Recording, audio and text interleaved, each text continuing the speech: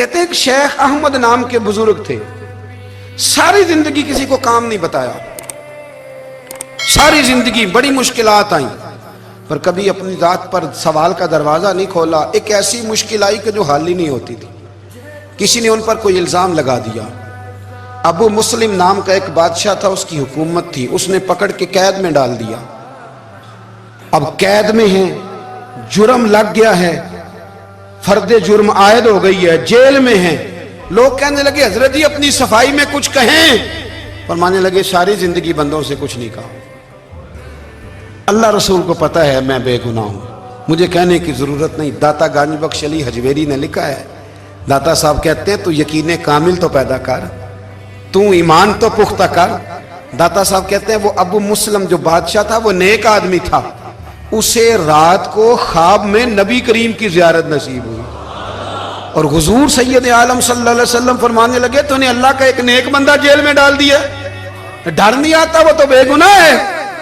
بادشاہ آدھی رات کو خود اٹھا، دادا صاحب فرماتے ہیں کسی گارڈ کو نہیں بھیجا، پولیس والے کو نہیں بھیجا، جیلر سے نہیں کہا، خود گیا، جا کے جیل کا دروازہ کھولا، دروازہ کھول کے اس درویش کو آزاد کیا، کہنے لگا بابا جاؤ مجھے پتہ چل گیا بے گناہ ہے۔ بابا جی سلام کر کے جانے لگے تو بادشاہ پھر آگے آیا، ہاتھ باندھے، ہاتھ چومے، کہنے لگا حضور آپ بڑے نیک ہیں، میرے لیے کوئی حکم ہو تو بتائیے گا، میرے لائق کو خدمت ہو تو بتائیے گا۔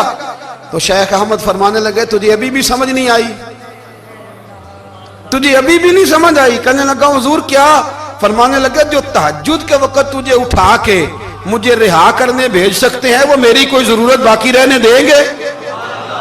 مجھے کوئی ضرورت پڑے گی کسی اور کو کہنے کی؟ اصل میں ہماری طبیعت ہے، ہم نے بندوں سے دل لگا لیا ہے، دل اللہ رسول سے لگاؤ، کسی بندے سے لگانا تو اس سے لگاؤ جو اللہ والا ہو۔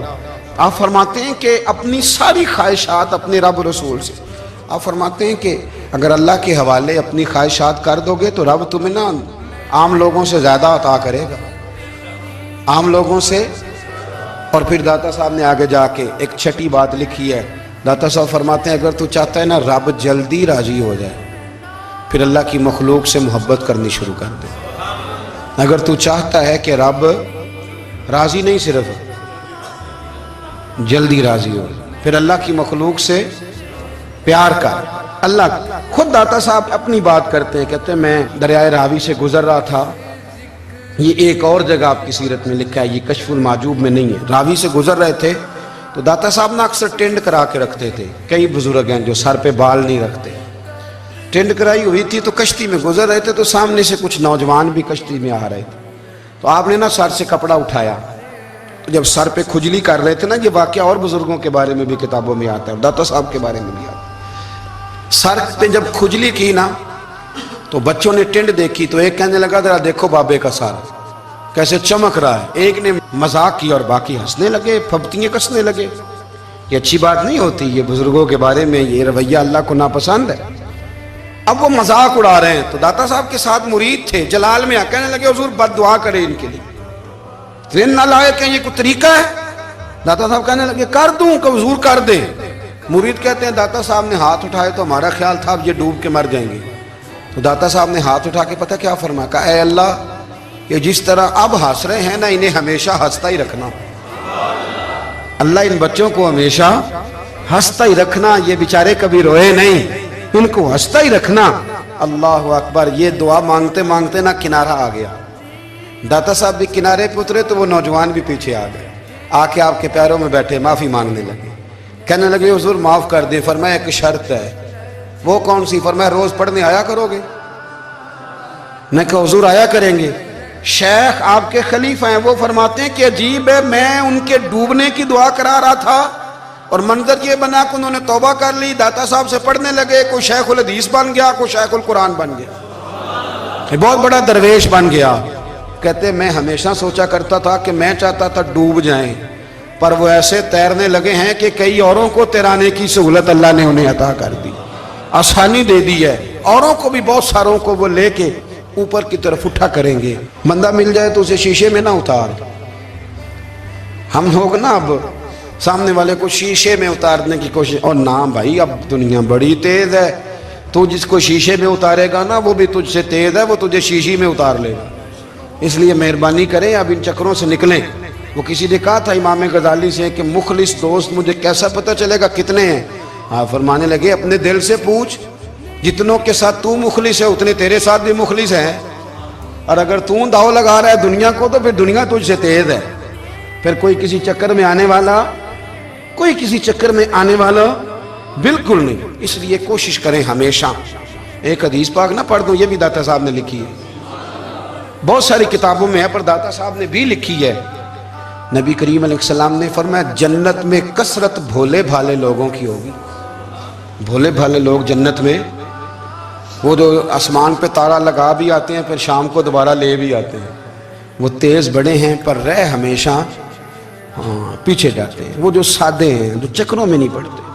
اب یقین کریں اب تو نا لوگوں سے مل کے کئی دفعہ گھٹن ہونے لگتی ہے، بعض لوگوں سے ملاقات کریں طبیعت لگتی نہیں زیادہ تر، اس لیے کہ محسوس ہوتا ہے کہانیاں گاڑ رہے ہیں، قصوں کی دنیا کے لوگ، یہ وہ بات میں وزن نہیں، وہ سرور نہیں۔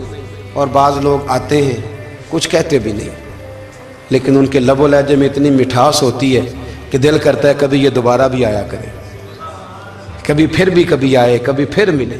تو معاشرے کو حسن دیں، معاشرے کے اندر کوفت نہ پیدا کریں۔ داتا علی اجمیری کہتے ہیں اللہ کی مخلوق سے پیار کر، اللہ تجھ سے راضی ہوگا۔ آپ نے دلیل کے طور پہ بنی اسرائیل کا ایک واقعہ لکھا۔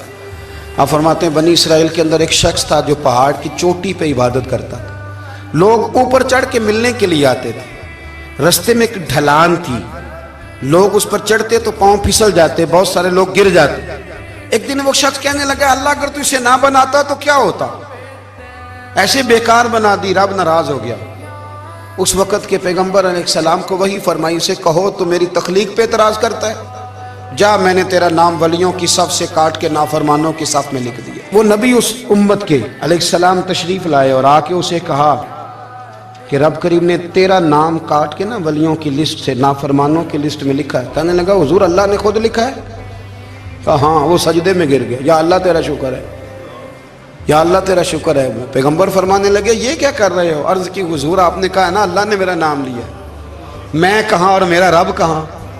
اس نے میرا نام لیا ہے حضور، میں تو اپنے آپ کو کسی کھاتے میں نہیں سمجھتا تھا۔ اچھا اگر مالک نے اب مجھے نافرمان فرما دیا ہے اور میری غلطی سے فرمایا ہے دوزخ میں تو میں جاؤں گا۔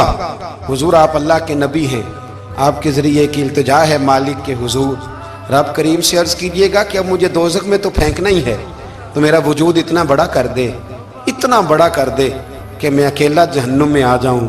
میرا دل نہیں کرتا اللہ کا کوئی اور بندہ دوزخ میں جائے، میں چاہتا ہوں اتنے پیارے پیارے مخلوق پیدا کیے اس نے، کوئی جلے نہ، کوئی دوزخ میں جلے نہ، مجھے بڑا کر کے نہ اکیلا بھر دے میرے وجود کو، میں اکیلا جلوں گا۔